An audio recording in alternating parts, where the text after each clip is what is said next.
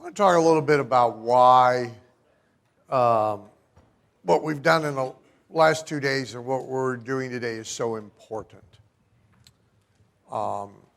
This week in the UK, the Bureau of Advertising Standards, which is sort of their version of our FTC.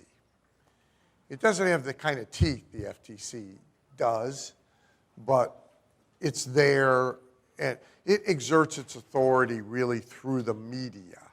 So to an offender, here the FTC would come after you directly. A state attorney general might come after you directly. The Postal Service guys, but that's rare. The Bureau in England basically goes to the media you are using and makes them shut you down or modify your behavior. So there are new rules as of this week for all advertising in England preclude images that reinforce gender stereotypes. Of course, this is pretty arbitrary. So you have, I don't know how many Brits sitting in a room deciding that your ad it has an image in it that reinforces a gender stereotype. The examples that were used in the news report. So for example, Ford has a commercial that runs a lot here right now. And it's two happy women going to lunch or a store or someplace, and it shows the car parallel parking itself in a tight spot. The one says to the one says to the other something like, "You can't fit the car in there," and she says, "Watch," and the thing parks itself. And they get out and merrily go to lunch. Well, this commercial will not be allowed in the United Kingdom because it implies women can't parallel park a car, leaving open the suggestion that men could, which again, think how arbitrary this is. I mean, it didn't show a guy whipping the car into the parking lot himself and then show them needing, or vice versa, but that ad will not be allowed.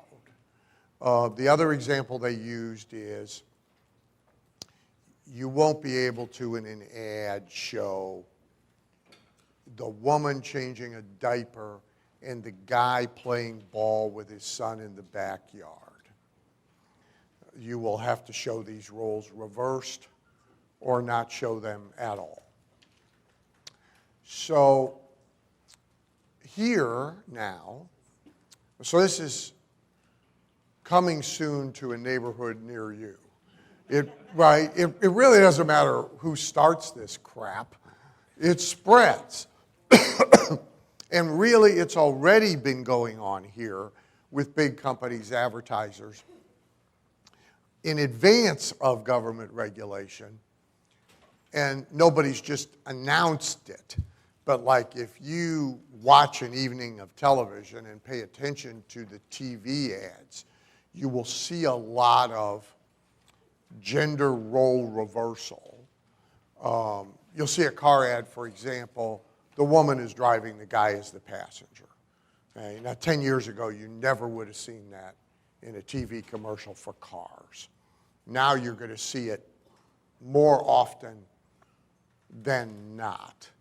It's the guy asking the stupid question of the wife. So we don't really have not reinforcing gender stereotypes so much as we do creating a new, more acceptable gender stereotype.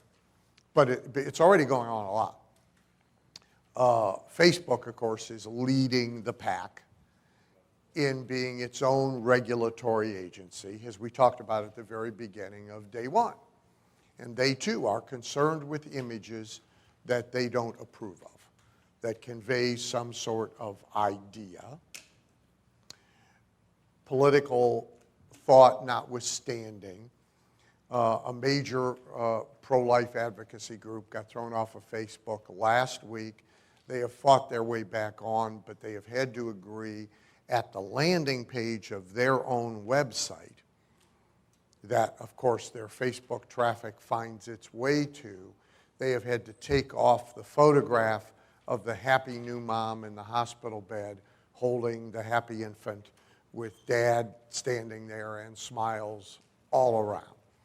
So Facebook has made them remove the image, not from Facebook even, from their own damn website's landing page before they would be allowed back on Facebook. Well, because it's an image Facebook believes is depicting an idea that they don't agree with. Now, they are not going to say it in exactly that manner, okay? But so it makes people feel bad who are not pro-life. That method's advertising is dead. Well, but I'm telling you, it's coming soon to a neighborhood near you. And look, the worst part about all regulation, FTC, et cetera, is always its arbitrariness. So if it was universally applied and everybody got pulled over for speeding, so anybody going down this road at 35 miles an hour and you're going 38 or higher, there's enough cops to pull everybody over, not just the red convertible that gets noticed, or not the first one, and then the next 5 get to go by because they're busy with the first one. That would be fine. The problem is that's not how speeding works. And if you've ever been pulled over for it and you say, Jesus, people have been passing me, like I was standing still, what does the cop say? I got you, right? Can't get everybody, right? Their bad behavior is no defense. So all regulation is that way. But this is now arbitrary with agendas, which makes it worse. And it's actually being encouraged, because government is essentially threatening people like Facebook, saying, if you don't get your shit together and regulate, we're going to come regulate. Well, that gives them permission to regulate, but now to regulate in a way that caters to their own biases and what they approve of and what they don't approve of. So you, at best, can have a winning campaign today, go to sleep, wake up tomorrow morning, and the campaign be taken away from you. And maybe the media taken away from you permanently. These guys can speak to this directly, but they're certainly not alone. I mean, Craig Proctor, Stephanie runs very benign stuff on Facebook, and it's mostly stuff we've done on postcards now that migrate to Facebook. So she just told me of 14 things. They've booted 2, initially with no explanation. Then she's got to fight her way up the food chain, to finally get somebody to say why it's been booted and how you could fix it, which in these 2 cases, there's no fix that would leave it effective. And then 2 more booted that could be fixed. Okay? So like our number 1 lead generation thing for Craig, the start of every headline is Crazy Rich Agent. Okay? Now, I wrote it before the movie, but I wrote it after I read the book. I got it from the book, Crazy Rich Agents. And so Crazy Rich Agent, now for 2 years, has outpulled anything else we do. Facebook woke up about a month ago, pulled it, and will only let her do it with a qualifying statement. Well, you have to disclaim the fact that everybody gets to become a crazy rich agent. So the second line of the headline essentially has to say, maybe you will, maybe you won't. I mean, it has to do that function to be able to use that headline. Yeah, something like that, exactly. So you are sitting here negotiating and figuring out, and this will get worse before it gets better. It has to, right? I mean, and it has, by the way, in every media, right? It just hasn't gotten this nutty. But, you know, for decades, you could run advertorials in print with no slug. Now, most print media is going to force you to put an advertisement slug, you know, at the top of that ad. Some won't let you run them at all. Infomercials, we used to use news sets. If you go back to Joe Sugarman's shows, half of them were done with a news set. And he did it for the same reason I did it. Not really for the deception, but because the TV station we were shooting the show in let us use the news set. So we didn't have to build a set. I mean, that's why we both did it. And you could do it. And then the FTC woke up and it's precluded. You can't do it. It's not, you can't, disclaiming it isn't enough. You cannot use a news set for a half-hour infomercial. So this is not, it's not like this hasn't gone on before. It has, but never really to this extreme and to judging content and to judging. So, you know, look, most TV ads in the consumer category are still what Ogilvy called slice of life. And many of them reinforce gender stereotypes. It is still mama cleaning the kitchen and Shazam arrives, who's now blue, but he's still Mr. Clean, you know. He's still the sexy, bare-chested, hair-flowing, Fabio-looking guy who, it's implied, gives her, what did Chris Matthews say about Obama, a thrill up her leg because this crap makes all the grease go away without having to scrub. Well, this precludes that commercial on about 5 different grounds, right? So, but if you clocked a week of TV ads about consumer products, you probably find today 3/4 of them are still the ad I just described, right? And so it's, and again, it's allowing regulation by political bias, by age bias, et cetera, beyond deception, right? I mean, the FTC's job here is to prevent deception and deliberate consumer confusion, right? So their argument for all the regulations that have been imposed on television infomercials are people can't tell them apart from real TV shows, and therefore they are deceived. And so you got to do all this stuff so the consumer knows they're not watching a real TV show. That's very different from saying what you show in the TV show can't reinforce a gender bias.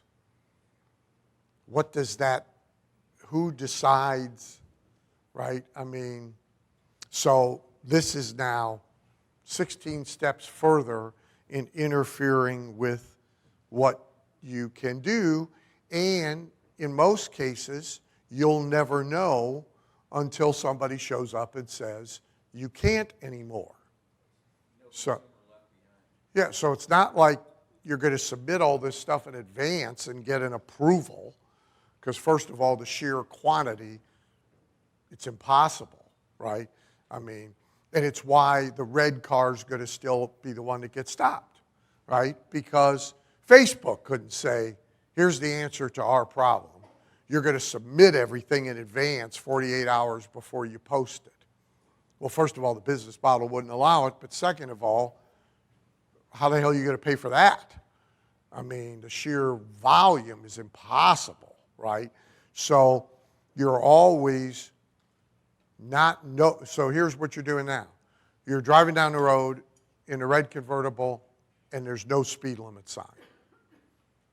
You don't know what the speed limit is. And they get to pull you over and write you a ticket and tell you what the speed limit is afterwards. That's really the environment. So the Bureau of Advertising Standards in England, I have had my experience with them because of Chris Cardell. They showed up about the tear sheet mailing.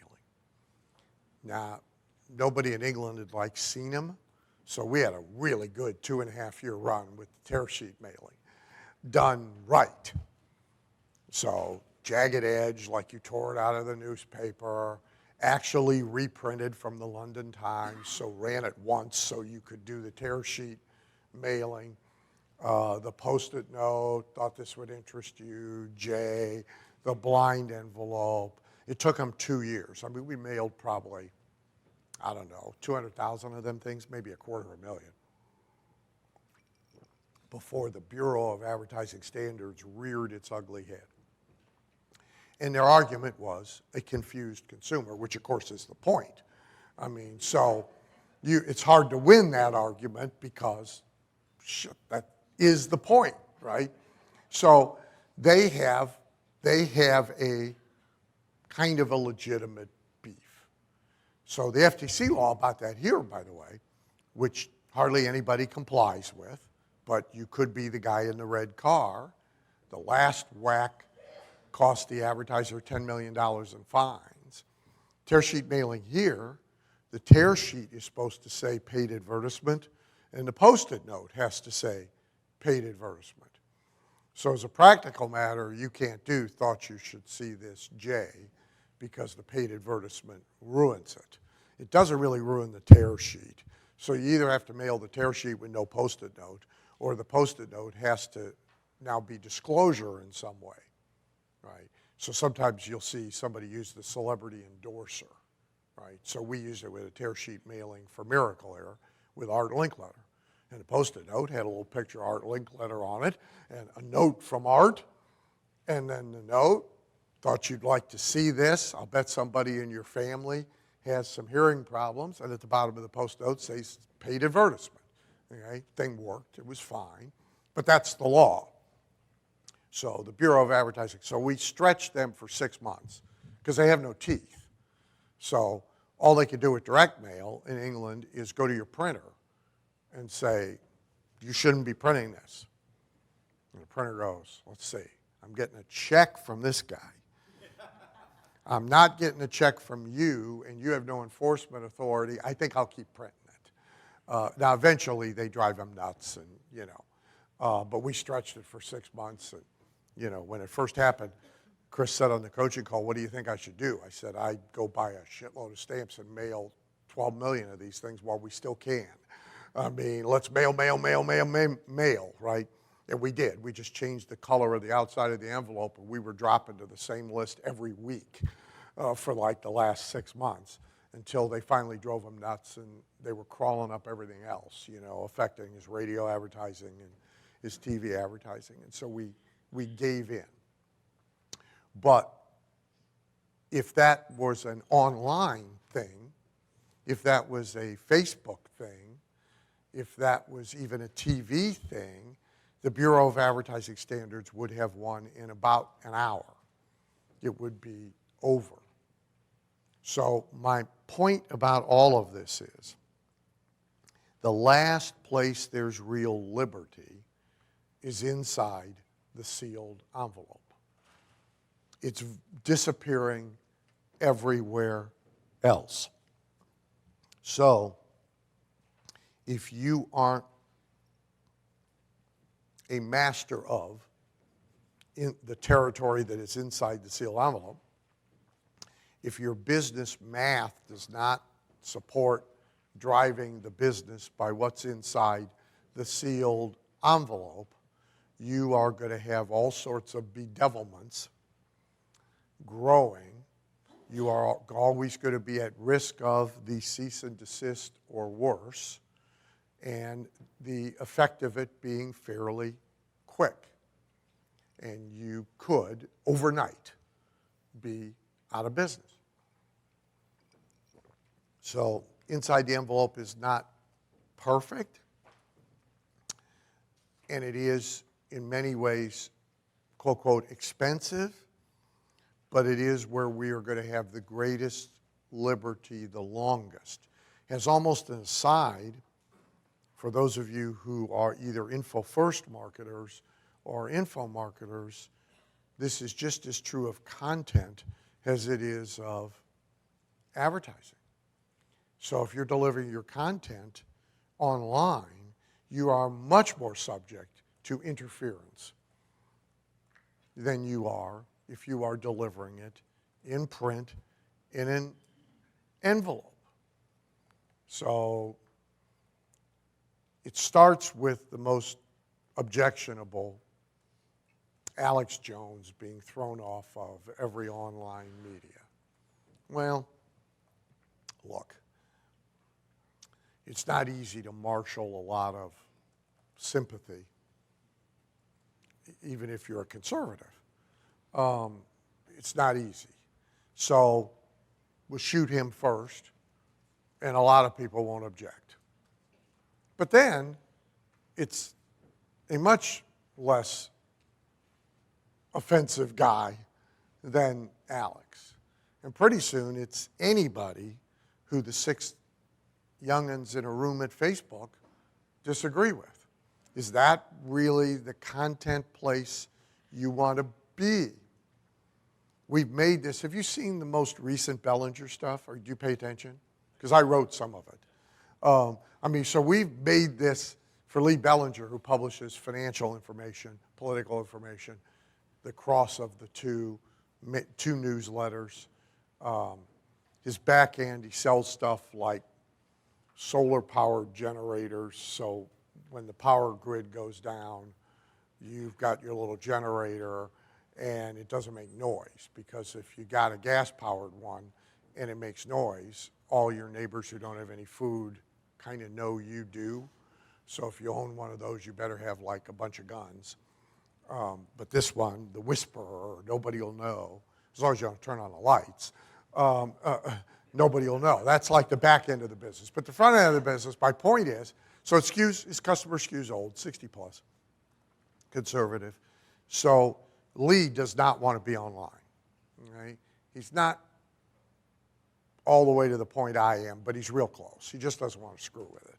So he doesn't want to be there. And he doesn't want to be bothered by anybody by being there. So we've turned it into the sales argument of the only place there's any liberty left for Lee to speak to you without worry is inside a sealed envelope. So while everybody else you're getting information from is going online with it and asking you to go online to get it, they are either being censored or they are self-censoring out of fear of being censored. I won't do that. I am sending everything to you sealed. Right? So we've turned it into part of the sales argument, but it actually has the additional virtue of some truth. So you got to really think about this, because it's coming soon to a neighborhood near you. All right? And it also starts in certain product categories, mostly. So they find some product categories more objectionable than others, right? Now, the UK is going to hit Ford for their TV commercial, but they'd be the last guys to be hit here. But health, finance, any content overlap where you are expressing societal political opinion at the same time that you are driving business, which, when I started speaking in, 1974, the traditional advice was don't talk about sex, politics, or religion. And even then, I said, well, what the hell else is there to talk about? I mean, we've just described everything everybody's interested in and everything everybody's involved in.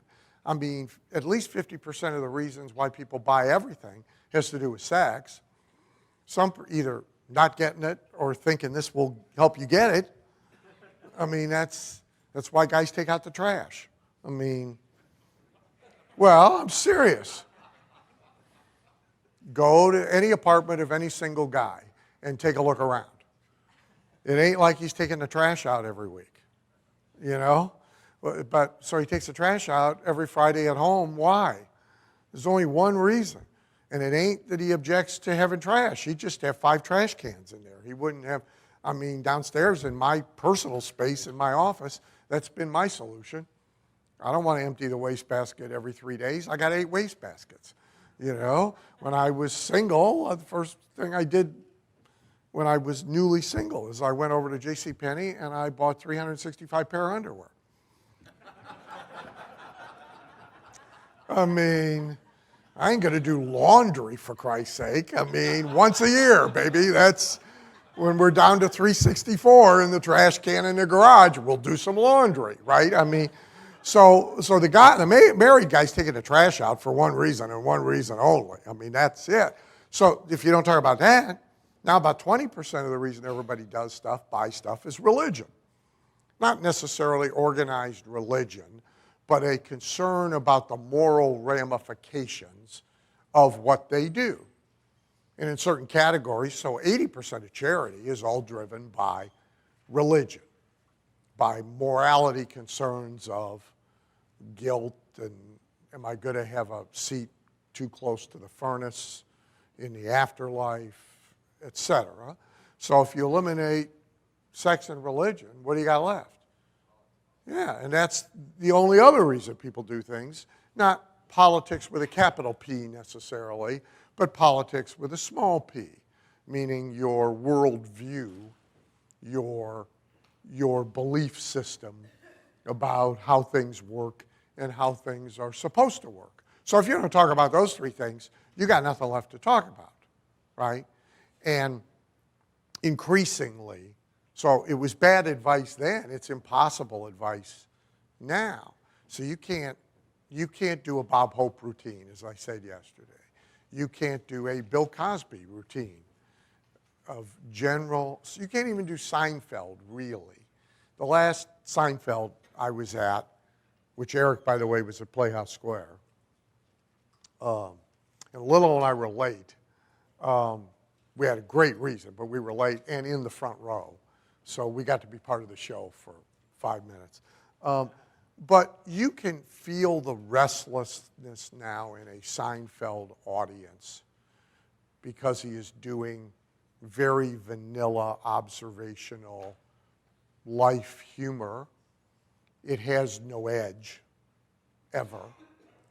He's trying to keep it 6 steps away from these things. And you can feel the restlessness in the audience. So if you can't do it with comedy, you really can't do it with anything else either. You can't do it with a sales letter. You can't do it with a sales message. You can't do it with content. It's just not what people expect and are interested in now. So you got to do it, which means you might as well do it well, which means you better do it in a place where it's not going to disrupt your business arbitrarily, erratically, unpredictably at any given moment in time. And the only place that exists is inside the sealed envelope. And the less you do there and the more you do everywhere else, the more vulnerable you are. So we have a full-page newspaper ad for Proactive. They're not using it now, haven't been used in 3 years. But that's, again, just because they sold to Nestle. It's not because it stopped working. So that ad ran as a insert, freestanding insert in community newspapers for years. Never once a letter from anybody, FTC, AG, publisher, nobody, questioning anything. It also didn't need to be changed, by the way. Now, you couldn't run it right now in England under this law because it definitely reinforced gender stereotypes. It was written to mom as the concerned parent who deals with all of the problems of the daughter who won't come out of the room. Well, he's supposed to be dealing with that, and she's supposed to be teaching the kid how to throw a baseball 94 miles an hour. So in England, see, you could have a problem right now with advertising that would work for you. So not letter one from this newspaper insert. FTC bothered us all the time about the TV infomercials. You were constantly negotiating or arguing about this sentence, this claim, this picture, and that, we haven't been on the air with an infomercial in 6 years, so a lot has happened in 6 years. They'd be bugging us even more now. And if you took the infomercial and put it online and drove traffic to it via Facebook, you might be having a conversation with Facebook about the images in the show that make people feel bad about themselves. So this is the new world order, and it makes the inside the envelope territory very important.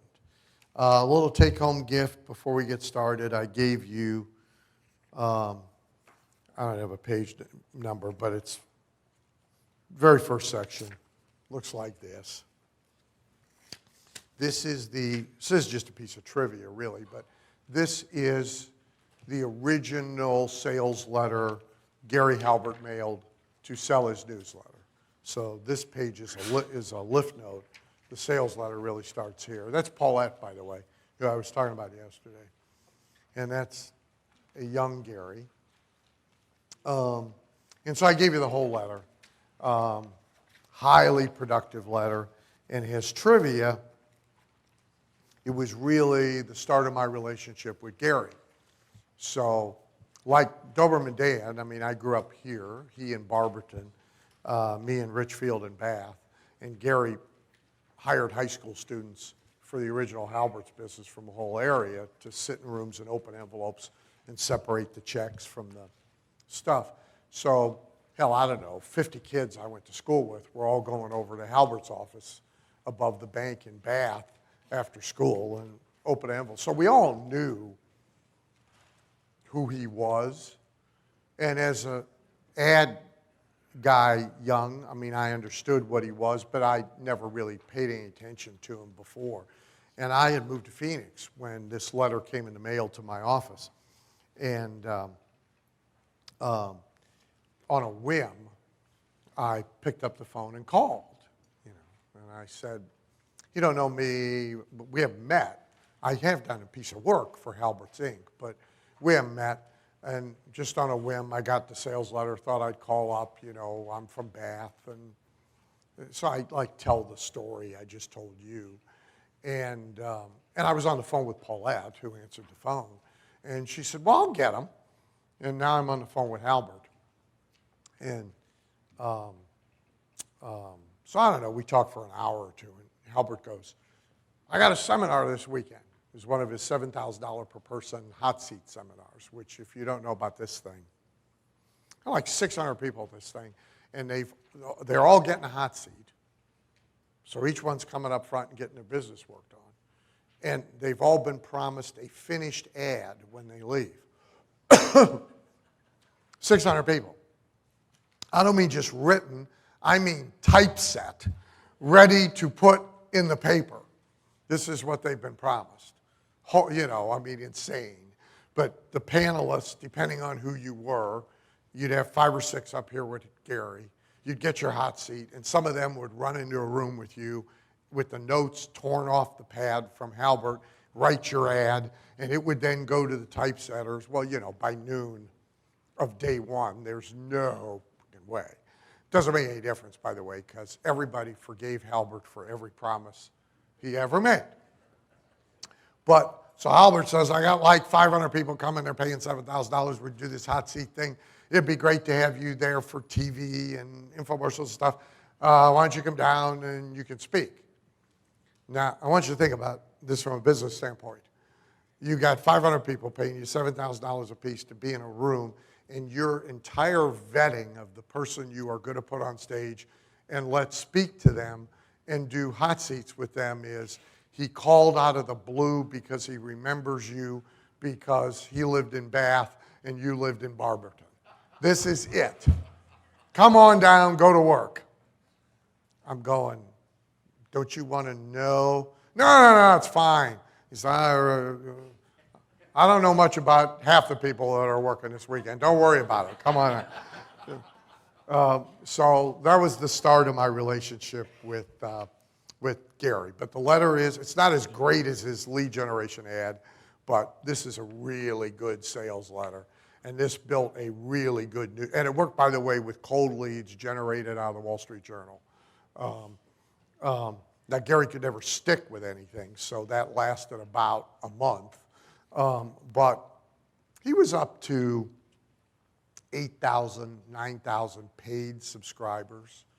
Of course, he never terminated anybody, so if you didn't renew, you stayed anyway. Because his theory was, I'll get other money from them, why would I cancel them? So whether you renewed or not, you were there for life. Gradually, a bunch of us knew it, but we paid anyway. It's like the coming up here and saying, I'll buy an extra 9 tickets, so you'll do the thing. I mean, the relationship built was so good. As dysfunctional or eccentric as he was, that we knew people weren't paying. So this is like knowing the guy next to you got the airline seat for $9 and you paid $600. Nobody was pissed. That's how good this was. But anyway, it's a great sales letter. I give it to you as a gift. So, and a piece of historical trivia. So we're going to start on your page 14, I believe, of this section, which will start right behind the Halbert sales letter and its divider. So I wrote the first version. Looks like this, if that helps y'all.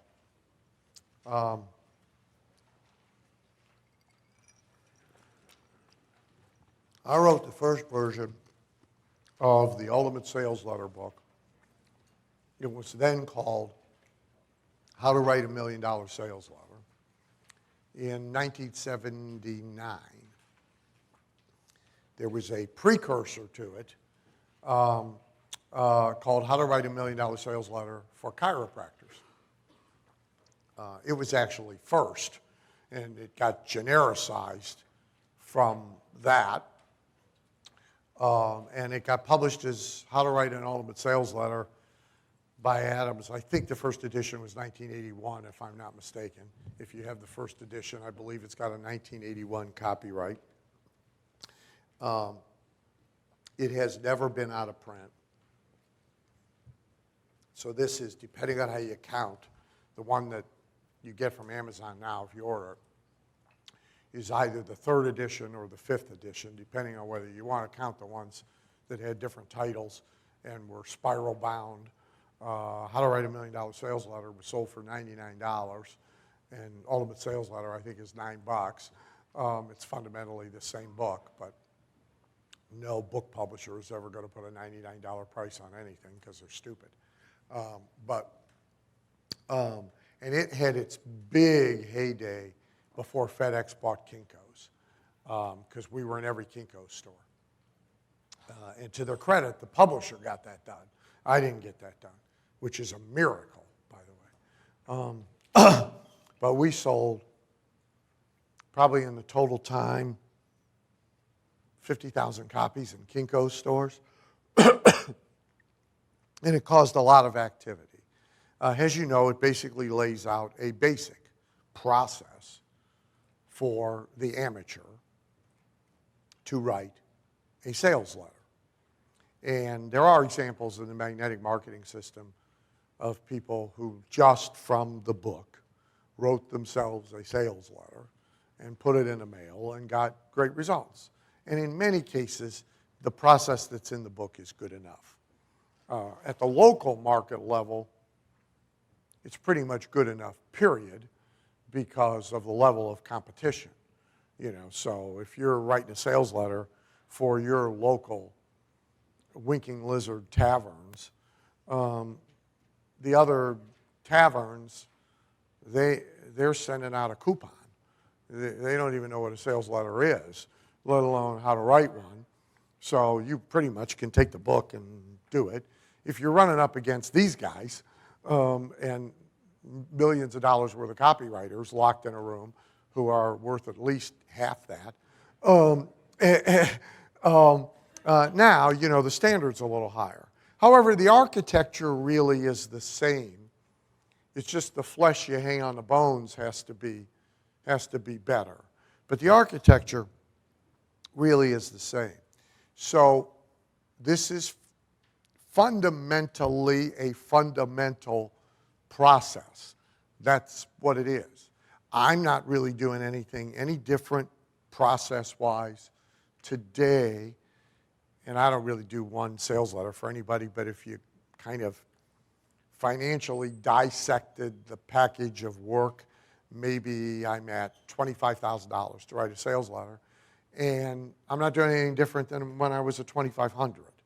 I haven't somehow 10 times the magic of the process. Right? So most sales letter needs can be met by sticking to fundamentals. The most fundamental thing to start by knowing is, what is a sales letter? So first of all, it's a great force multiplier. So sales letters are door-to-door selling in an envelope. That's what they are. Instead of having 5,000 salespeople out there knocking on doors, you got 5,000 guys working for the post office delivering envelopes. You should not delude yourself into thinking that the rest of it changes much. Whatever you would have the guy do at the kitchen table, selling to ma and pa, at the counter in the small business, selling to the proprietor across the counter, in the boardroom at the Fortune 500 company, selling to the executives, you would do inside your envelope. You're multiplying that force. That's what you're doing. The good news is you're also locking it in. So salespeople are erratic. Good one day, not so good the other day, held good, bad from one call to the next, from morning to afternoon, early in the month, not so great late in the month if they've already made the amount of money they need to make for Wine, Women, and Song that month. The last week, they're not so good. Once it's locked in the sales letter, it doesn't have moods. So it delivers the same way every single time. So you get to force multiply with a sales letter. You can't hire enough salespeople to roam the world and talk to 300,000 dentists in any reasonable length of time in order to grow a business out of the 300,000 dentists. But if you got enough money and you want to do it, you can make a sales call on all 300,000 of them on Monday of next week. And you can make a sales call all at the same time. And if you want to, and you do it by FedEx, you can say, as you can see, you have received this letter by FedEx. All 299,000 other dentists in America are receiving it at exactly the same time you are, 10 o'clock this morning, and we are only going to accept 300 of them. So the race is on. Well, you can't do that with a human sales force because they can't all, if you had enough of them, you wouldn't get them there all at the same time, able to make that claim. So you get to take what you would do with a salesperson and force multiply it by locking it in at its best and being able to deliver it in whatever quantity and at whatever speed you choose to do and have the financial wherewithal to do. So as a copywriter, by the way, if hired, I'd ask Richard, but he had to leave us. He is participating today in a renewal of the vows of his 40-year marriage in some mass Catholic exercise with 500 other couples. I said, good for you. I would have used this as an excuse, but to each their own. But I imagine he would tell you the same thing. I don't know. But the first thing I want to do is I want to hear the best salesperson you got sell. Preferably, I want to get them recorded, not in role play, but in real selling situations. And like a day's worth, because he'll be real conscious early, but he'll forget about being recorded late, and so you'll hear what he really does by about the fifth or sixth time he's doing it. And I want to get it transcribed because that's the best we know to do now. It doesn't mean we can't improve on it, but that essentially is the force I want to multiply. So if you have a salesperson who is doing well enough you haven't fired him, but preferably you got 5 and he's your star, and he outsells everybody else with a fair level of consistency, I want to multiply him through my sales letters. That's what I want. And so it's one of the first things I do. You don't need me to do it. You can do it for yourself. And there's 2 things once you get the transcripts. So one is you're going to really consciously see all the bad. So you're going to see the randomness from one presentation to the next. You're going to see variables you never approved, et cetera, et cetera. If you started with a script 6 months ago, you'll have to hunt for it. So you're going to see all the bad, which you can choose to do something about if you wish, but you're also going to see what he is consistently doing, whether it originated with you or not, that seems to be driving the sale. And that you will want to extract, migrate out, organize, and multiply.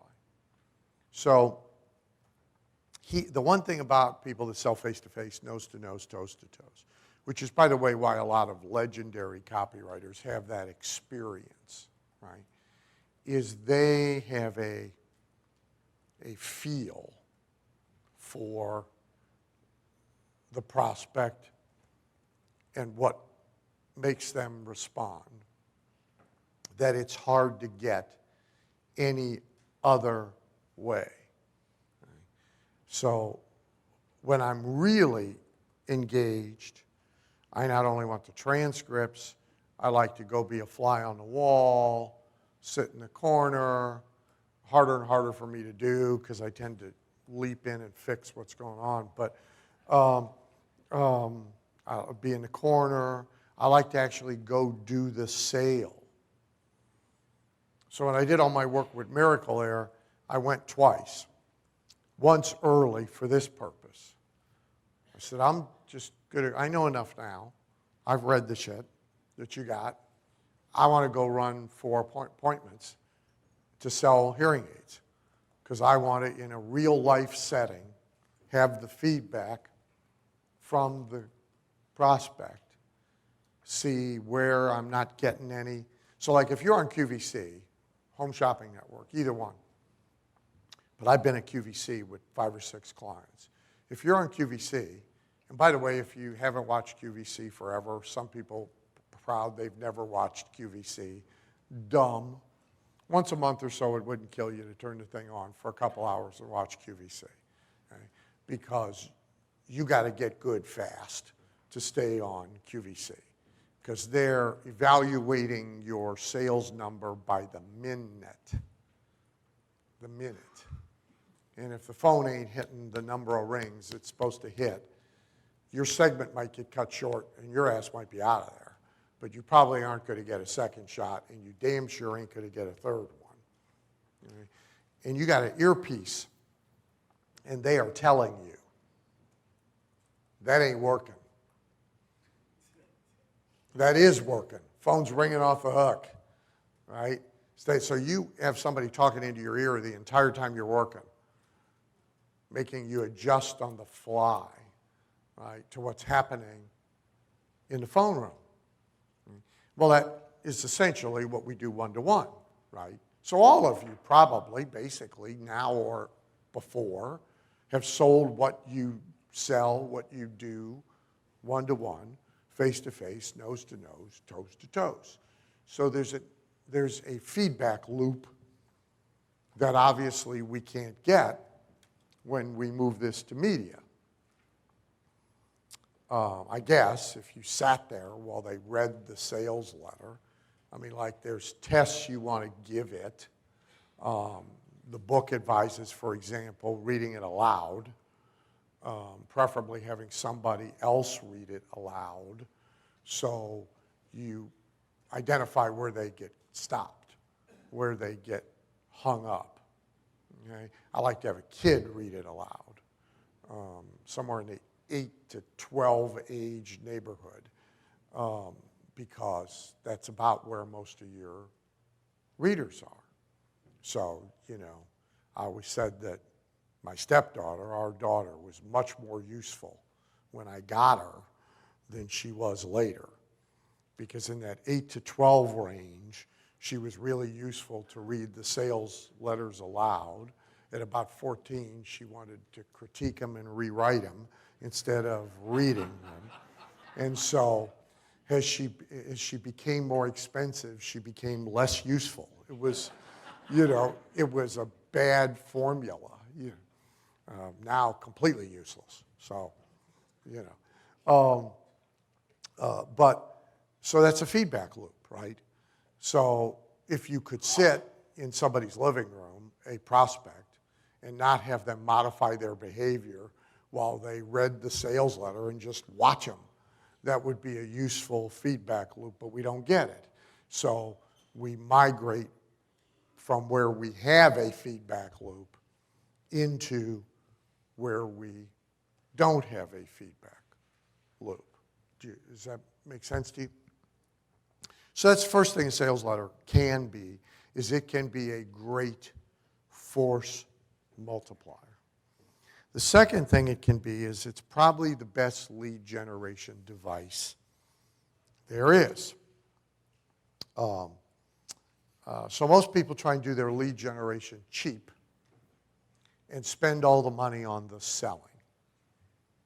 If you look universally at direct marketing, small business, whatever, however you would want to look, you'll see this.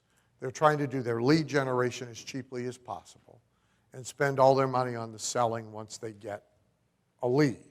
And that sounds sensible on its face.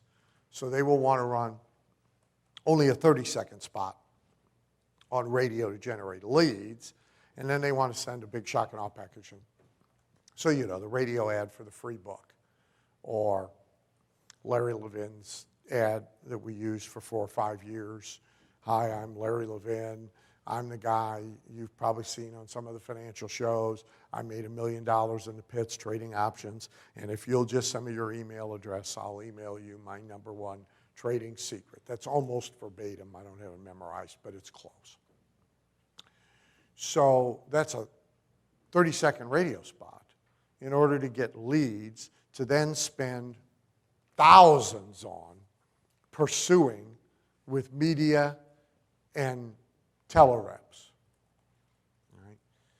And it's easily ignored because it's so brief. So it has to win somewhere like radio by running a lot, like constantly, right, in order to win.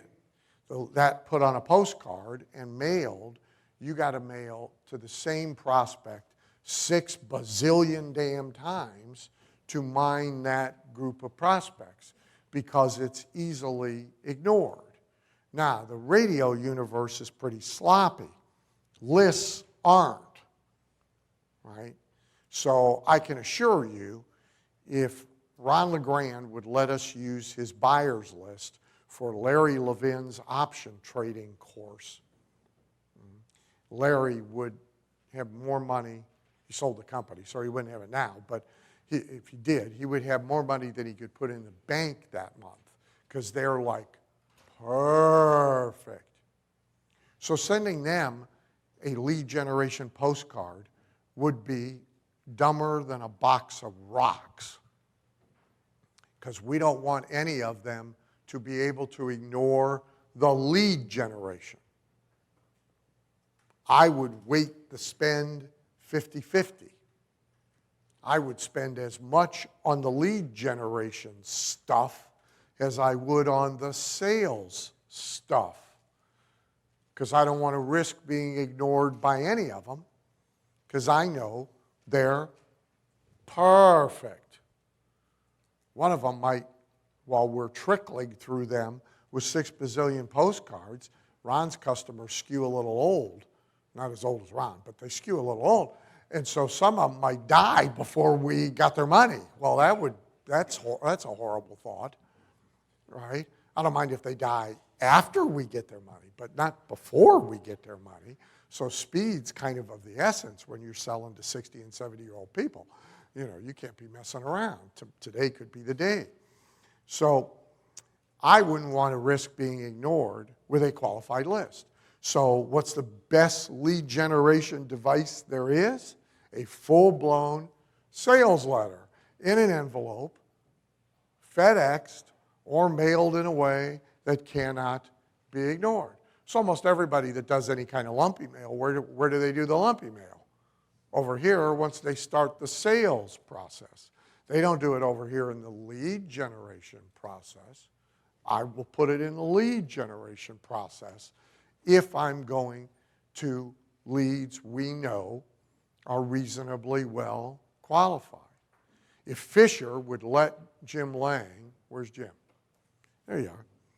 If Fisher would let you have his unconverted leads in Pittsburgh, say with a 90-day lapse from the time that they first inquired to Fisher, so they've raised their hand from lead generation advertising.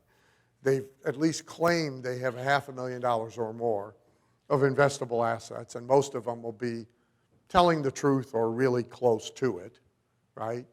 They are somehow anxious about having that money managed, or they wouldn't have responded to the ad in the first place, and they're retirement-oriented, as are you. So if they would let you have those leads, what would you want to send them to generate them as a lead for you? Yeah, that's exactly right, okay? So it's a version of Halbert's old game, which was, if you could only do one thing and you have to win, right? So who in here has, I'll do the Halbert game just so you know it. Who has kids? Multiple kids. Okay, great. You got one you like? Yeah. Okay. Well, yeah. And which one do you like best? The one that's mine. Okay, there you go. Okay. So the Halbert game is, how old? 12. Great, perfect. So the Halbert game is we kidnap your kid. And we tell you, you got to do a marketing thing with media that has to work. The result has got to be great. And you got to do it in the mail. If you fail, you'll get a second shot. We're just going to cut off the kid's left hand and send it to you in a box, and then you can try again. If you fail the second time, we'll cut off the right one, and we'll just keep cutting off body parts until you either succeed or we're out of parts. Are you going to send a postcard? No, right? I mean, so this is how the game starts, right? I mean, look, if there's big stakes, you intuitively know you're not going to do cheap, small, easy to ignore, right? you're going to do, like you just said, you're going to do something that cannot be ignored. Well, anytime you can get your hands on a qualified list, the stakes are big. So you want to do something that can't be ignored. So the second thing a sales letter is, it is actually the best lead generation thing we have offline. Nothing else trumps it. And almost everybody else tries to do it on the cheap and move all the money to the sale. So like I have a client that puts people in free previews like Ron does. And so the free preview seminar, so first of all, once they've raised their hand and responded to lead generation, it costs about $450 to get them into the room. There's a cost for the room divided by the number of people that are in the room. There's a sales speaker on the road that his flights are being paid for, his rent-a-car's being paid for, his hotel's being paid for, his food's being paid for. He's bringing all his cleaning from home and getting it cleaned in the hotel, so you're paying for that. Every once in a while, you got to pay bail to get them out of jail. I mean, so you add all that up, you divide it by the number of bodies in the room. You're in the $1,000 neighborhood to have this prospect in the room. And the client keeps trying to get the hand raised to start the process for $10. I'm going, how does this make any sense? Right? Let's do this better, and let's weight the money differently. I'd even be okay with less people in the room if we get better people in the room, right? But very few people think that way. So that's the second really great thing a sales letter can be, right? One of the chief virtues, I'm on your next page, of the letter is a reader's tolerance for length. So there's two chief media where tolerance for length is elastic. There's a bunch of media where it isn't. TV commercials. No. They get up, they go to the bathroom, they go to the kitchen, they talk amongst themselves. Anybody in here long married, 20, 30 years? Okay? So if you're sitting on a couch and you're watching a TV show together, what's happening? In mid-sentence, everybody shuts up when the show starts and you resume your conversation when the commercials come on. That's what goes on, right? So the tolerance for length in TV commercials is like zip. Right? Now, infomercials, you can do it, but it's kind of an illusion because nobody's watching the 28 and a half minutes. You're getting them in little hunks within the 28 and a half minutes. And by the way, something better happened. Like the Larry King thing is a hard format. It's a cheap format, but it's a hard format because there's nothing happening. You know, people want to see a car crash or something. I mean, see, if you don't, so Game of Thrones fans, okay? Really, you got your it? So who are all those people that watch? So, millennials, okay. So how many minutes would you stay with the show without somebody being naked? Well, there's a formula for cable television series of, so there's a formula in speaking, you know, you got to make people laugh most people would tell you every 7 minutes, or you lose them. There's a formula, right? How many minutes can go by before we got some naked people running around in here, or people aren't going to stay with the show, okay? So there's not a lot of tolerance for length in a lot of media. You have to really fight for it. You have much more tolerance, by the way, in the physical world, generally speaking, than you do in the non-physical world, because like I get in a free preview seminar, I got you in a room. That works like a movie theater. You had to get a babysitter. You had to make sure there was gas in the car. You had to drive across town. You had to park the car. You came in here. You sat down. If I could finagle you to sit towards the front, it's kind of embarrassing to leave while the speaker's speaking, etc. So your tolerance for length is forcibly expanded. If you're watching that same presentation on your computer alone, the tolerance for the length collapses.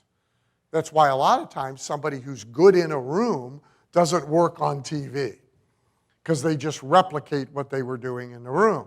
Now, in the early days, when you could buy the time for next to nothing, that didn't matter. If you were buying a half an hour show for $300 and you put Ron on and you just put him at the front of the room and had him do what he does in a room, you made money. But after about the first 7 or 8 years, you would lose money because people would click away. They would get up, go to the bathroom. They would talk to the spouse, whatever. Doesn't happen in a room. So you forcibly expand tolerance in the physical world anyway. The door-to-door salesman, if he gets in the door and he gets seated and he gets the stuff unpacked, he forcibly gets expansion of tolerance for length. Because most people have to be pressed pretty far before they are so rude as to say, pack your shit up and get out of here, we're done, right? They kind of suffer through to the end. The cookware salesman always unpacked all 48 pots because it takes another 20 minutes to repack 48 pots, and that's 20 more minutes I can keep trying to close. It's like the really brutal platform sales guys you see who stand up on a chair. They don't stop talking. They keep talking when they're done all the way down the aisle, and they're up on a chair in the back room still talking to the 8 people around them and people trying to go to the bathroom, right? They're forcibly expanding. You can't do that with media.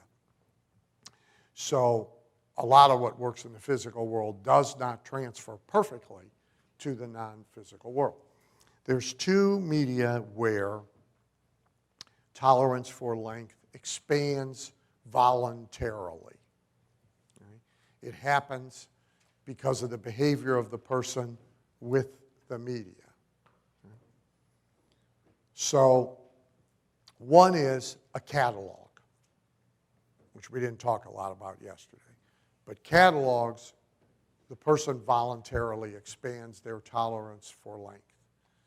If they, this is like if the door-to-door salesman gets in the door.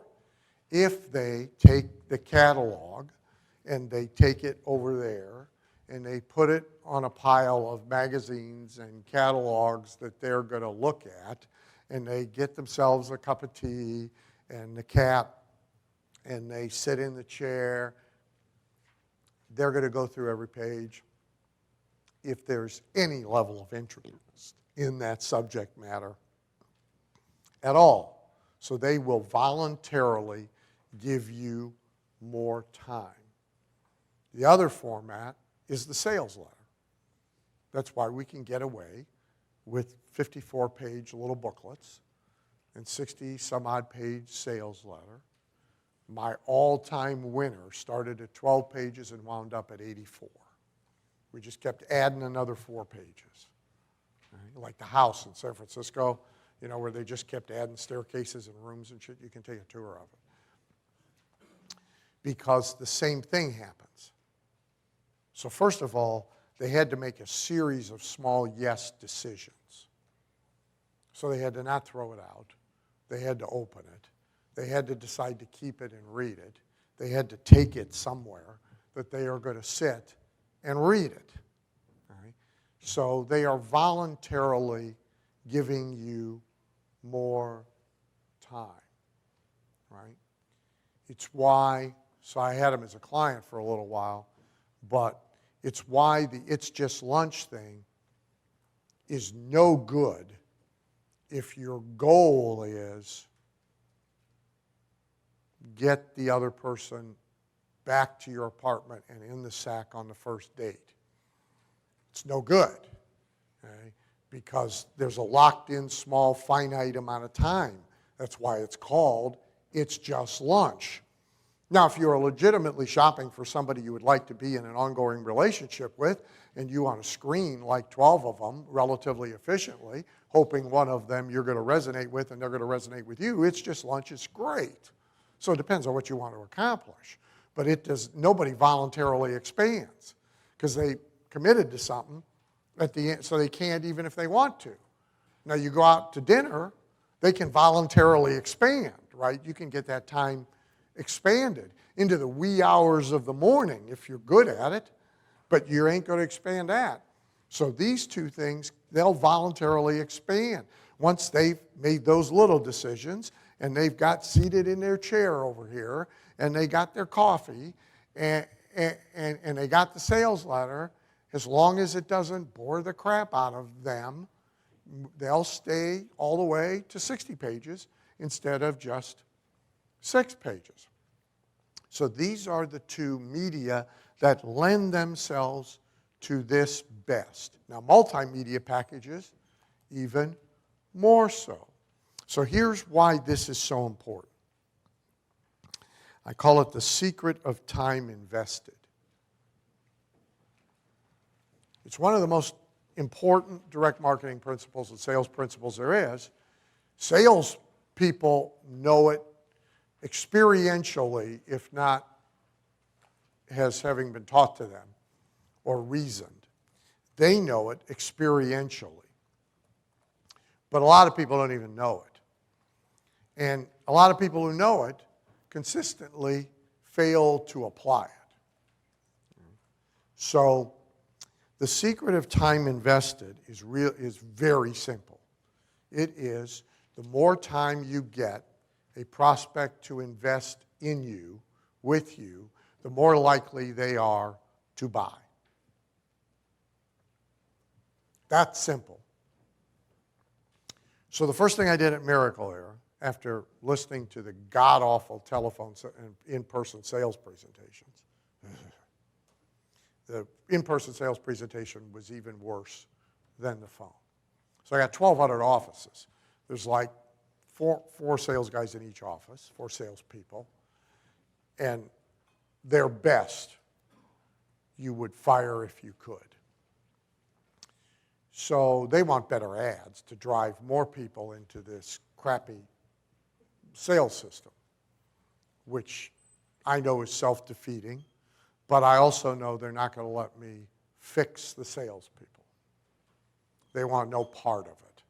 They're a franchise organization, so the corporation doesn't want to spend any money on that because they get their 7% of the gross. They want to keep it all. The franchise owner should pay for it. Franchise owner doesn't want to pay for sales training because they think the company should fix that.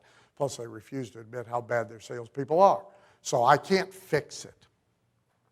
All I can try to do is make the same crappy salespeople doing the same crappy sales presentations more effective by doing something else. One, of course, is shock and awe packages. What media does the prospect get before they get there? Not just because of what the media says, but because it increases the time the person has invested before they say yes or no.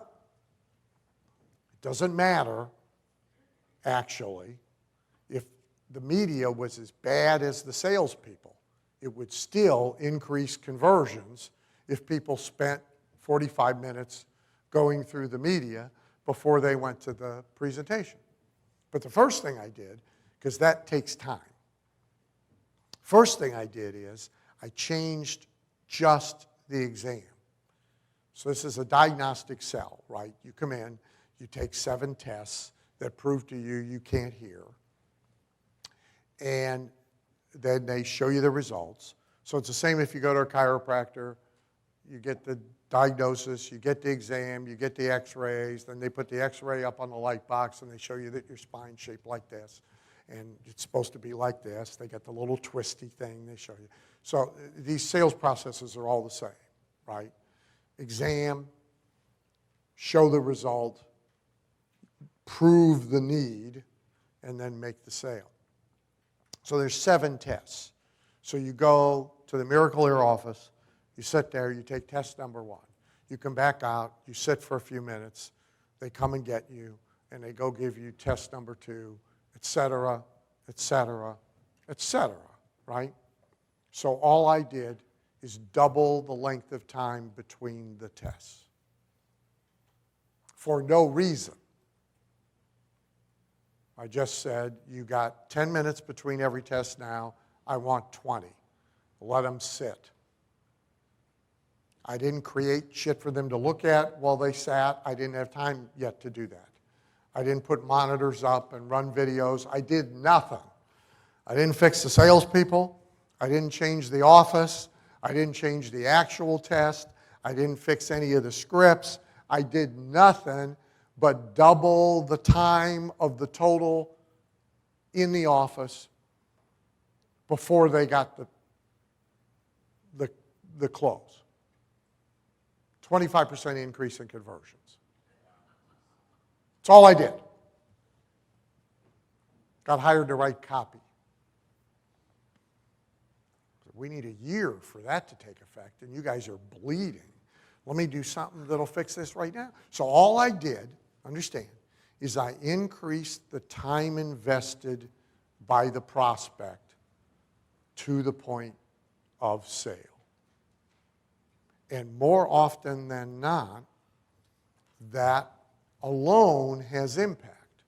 So now if you combine it with doing effective things, with the added time you create, you get even better results.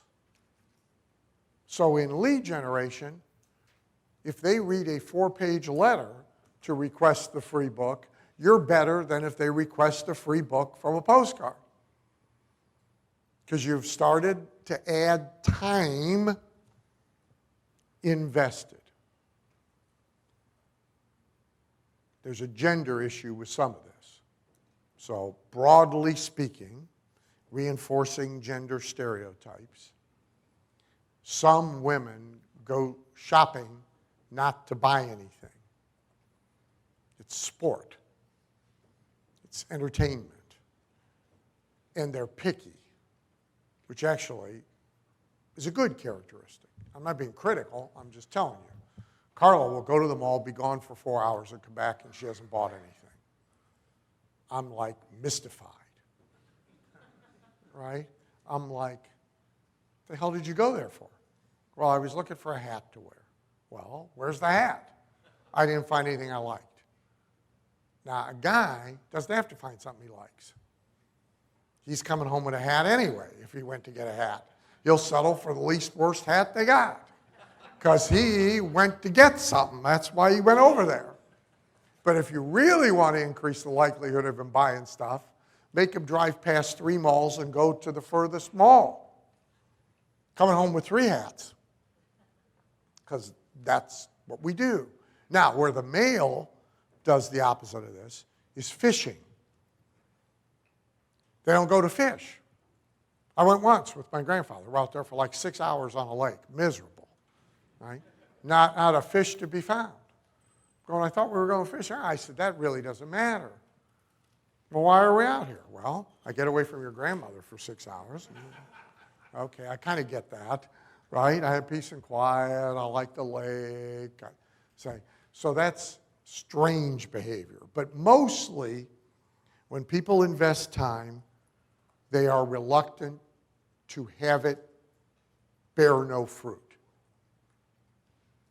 That's why in the preview seminar business, so for 3 years we did tours to chiropractors and dentists.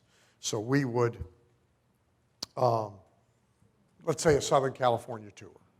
So we would do a hotel near the airport, LAX one night, then we would do Anaheim, then we would do San Diego, then we would be looping all the way back around, maybe doing the Valley and winding up at LAX.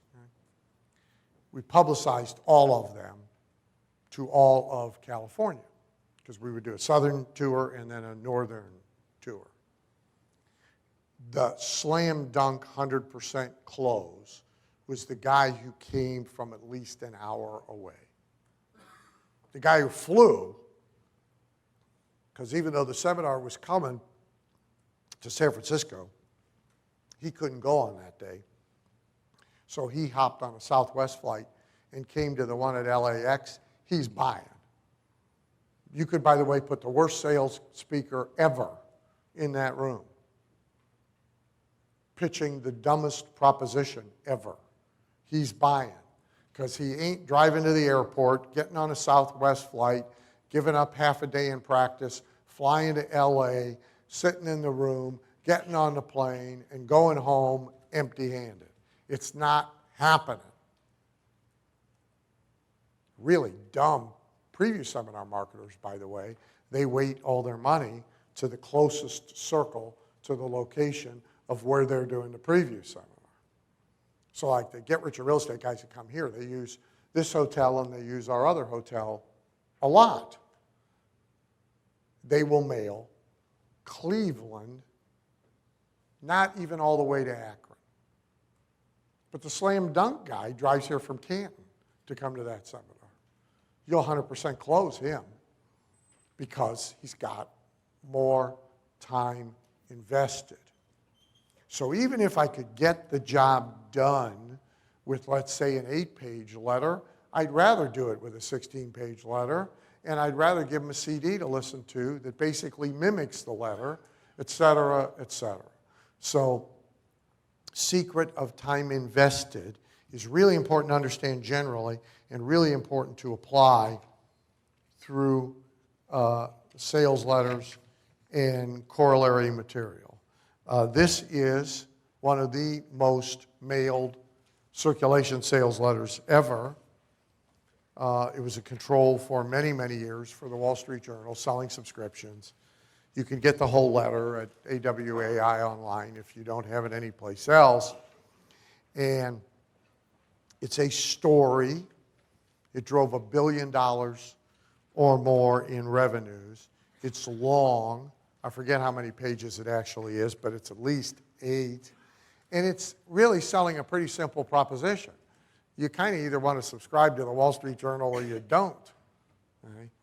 But it's a complicated sales proposition.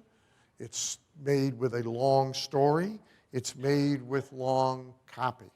Now here's what I can't prove, because I don't have split test data. But I can promise you the renewal rate of the people who subscribed from this is better than the renewal rate than the people who subscribe from a pop-out card in the Wall Street Journal they picked up out of the vending machine to eat at the diner. I see it. Give me 1 second. And why is that? Because I got more time all the way along my process. Yes. We did a swipe and deploy of that letter, and we did an A/B test of the long version and the short version. And exactly like you said, the long version outperformed the short version. 7 pages versus 3 pages, and the 7-page one. Same letter. Yeah, and by the way, yeah, and to his point, if you're doing beat the controls and you don't know what else to do, rewrite the thing at twice its length. If they got a control that works, just rewrite the damn thing twice as long. If you don't know anything else to do. More often than not, you'll win. And you'll definitely win if they measure behavior beyond the initial transaction. Because if you go back and look now, if you haven't, I'll bet you a stake. The behavior of the people who bought from the 7-page letter is better than the behavior of the people who bought from the 2-page letter. So I already want a beer on it. Now it's a beer and a steak. There you go. Okay. So the next thing to know about sales letters, very simple. How they look matters a lot. Okay? It's not in your book, I don't think. So how they look matters a lot. All right? So here's how you would know this if I didn't specifically talk about it. You would know it because a sales letter is a door-to-door salesman in an envelope. So when a door-to-door salesman shows up at your door, Does how he or she looks affect whether or not you open the door and talk to them, undo the chain, invite them in? So if 2 door-to-door salespeople arrive at your door at home or walk into your office, and one of them looks like a biker. So he's wearing a leather vest, no shirt, he's got tattoos all over, he's got razor blades hanging from one ear, and he's got a great big old belt buckle with a skull and crossbones on it, and he's got some kind of club hanging from his belt, and somebody else shows up in a nice suit and a shirt and a tie. Who has the better chance of being invited in to sell you a vacuum cleaner? Even if you're a biker, who has a better chance of getting invited in? The guy in a suit, of course. We know presentation matters. It's out of print, but if you can find a copy of, what's the name of the book, Sydney? No, our book. Yeah, thank you. If you can find a copy of Uncensored Sales Strategies, there's a bunch of stuff in there from Sydney's former life eons ago that is all about this. Literally, what the guy sees through the peephole of the person standing on the other side of the door who he has hired matters. And it matters in multiple ways. So he did a bunch of kind of focus group stuff, interviews with clients of high-end skincare, spas, cosmetic surgeons. The customers talk about the person at the front desk didn't have manicured nails. You think they don't notice? Of course they notice. So the appearance of a person matters a lot. I figured it out real early selling from the stage. There was a consistent difference between suit and sport coat and shirt and tie. Consistent. I fooled around with that enough to convince myself it mattered. You may have heard it, it's comedic and embarrassing, but it's instructive. So very early when I was speaking to self in the front of the room, I spoke anywhere you could get an audience, spoke for free. And at the time, every real estate office had mandatory sales meetings. They can't do it anymore. Every insurance office had mandatory sales meetings. They can't do it anymore. And every multi-level group had small weekly meetings. So in Phoenix, there might be 500 weekly Amway meetings. There might be 500 weekly Herbalife meetings. There might be 500 Mary Kay meetings. The sales training meeting, not the opportunity meeting. And there might only be 30 people at this one and 60 people at this one, but you could make a living there. And pretty much you could get those gigs pretty easily. So I quickly discovered, because those people are distributors and multi-level companies behave like college alumni. Okay? So the colors matter, right? So if you're going to do an Amway group, red, white, and blue, so you want a blue suit, white shirt, red tie, and a flag pin. That's the deal. Up go the sales, automatically. First where I learned it was with the product itself. So the cassette albums, if you got some old cassette albums at home, you'll see Nightingale Conants are all what are called sealed traps. The plastic is sealed around the cardboard insert that is the cover all the way around. You can't take it out. Then the unsealed trap, it's loose at the top, so you can interchange the cards. So the first thing I figured out with the colors was, let's change the card. So if I'm going to an Amway group, all the product has red, white, and blue covers. If I'm going to Herbalife, all the product has green and gold covers. It's the same cassette album. Then I said, well, if it works with the cassette programs, because, oh, there's a bump. And people anecdotally would say, oh, it's our colors. Yeah, right, good. It'll surely work with the suit. So the Amway group, you got a blue suit, white shirt, red tie, up go the sales. Herbalife, green and gold. So I had a green suit with little gold pinstripes, gold tie. You look like Herbalife. So if you're going to go do a Mary Kay group, I had a pink suit and a white shirt and a pink tie and pink patent leather shoes. I was cute. I mean, but it bumps sales, and I'm pretty shameless about what will bump sales. Now, on those nights, I park my car as close to the hotel exit as humanly possible for the shortest walk possible from the meeting room to the car in the pink suit, but I wore it because it worked. So how your stuff looks matters a lot. Now, I grew up in commercial art, so I'm type font sensitive. A lot of copywriters aren't. They're writers. I come from the graphic side. I'm more initially a Kia than I am a copywriter. I set type by hand as a kid before you had phototype setting and before you had a personal computer.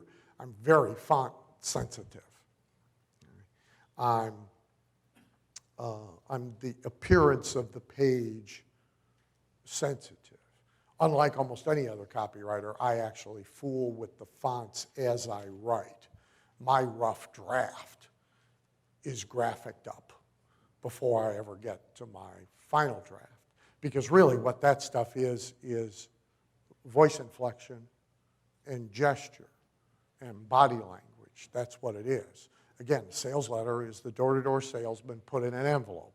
So what the sales guy would do up here or across the kitchen table with you, that now has to move into the sales letter, but it can't. So that's font size, font variance, margin variance, indent, not indent, all of that. If you're doing color, fake yellow highlight, red margin note, that's the same as gestures, body language, voice inflection. That's what it is. And it all matters. So like I could have beat this control this winter without changing a word of the copy, but fooling with the way it looks. There is no doubt in my mind. And if I saw the results in advance, I'd kind of be a dummy to try and beat the copy. But I would fool with its copy cosmetics. There's a reason women wear cosmetics. In between second marriage and third marriage, same wife, I dated monogamously. And the one that was really sticking around, the first sign that this probably should not be allowed to turn into anything permanent is I realized she was setting her little phone alarm and getting up an hour early in the morning, putting her cosmetics on, and coming back to bed. I said to myself, uh-oh. I appreciate the effort, but there's something psychologically maybe not entirely right here. So we're going to have to put away all the sharp objects and eat with dull knives and things for the rest of my life. But there's a reason people wear cosmetics, right? There's a reason we pick out, gee, what tie am I going to wear today? We give some thought to it because it affects the way people respond to us. A lot of the internet geek guys who started stepping to the stage to sell, even in audiences of other internet geeks, the ones who insist on looking like they got out of bed, so they got the least dirty t-shirt they brought with them to the hotel on, and jeans and sneakers and all that. I've proven to two of them, if I just clean you up, I don't fix your presentation, I just clean you up. And I actually put you in business clothes, your sales go up, even in the room with a bunch of other people who look just like you. They all look like they just got out of bed to get to the meeting because they did. None of those people are morning people. So, I just saw Yannick Silver American Writers and Artists, and I mean, he was downstairs at 9 o'clock in the morning and he looked awake. I said, what the hell happened to you? I mean, I haven't seen you in 5 or 6 years, but Jesus Christ, you were never any good before noon before. You know, well, they're all up early, so I've had to force myself to, I said, yeah, because it works, right? And he was dressed like a civil human being who might be in business. I mean, so this stuff matters. We all know it. You all know it. You all, in your personal behavior, give some thought to it. So it matters with this. So when I yesterday showed 50% to list, see, I said the next most important thing is the presentation. And in there is the copy, but also is the appearance, how you dress the copy. And by and large, different markets react to different things differently. So if you transferred from one school to the other when you were in junior high, even just one school to the other in the same city, but certainly if you went from one state to the other, so you were unlucky enough to, say, transfer from a junior high school in Boston to a junior high school in Houston, what did you quickly figure out?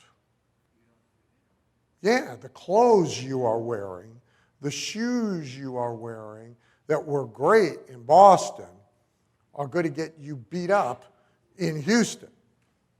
And you got to go get other clothes, right?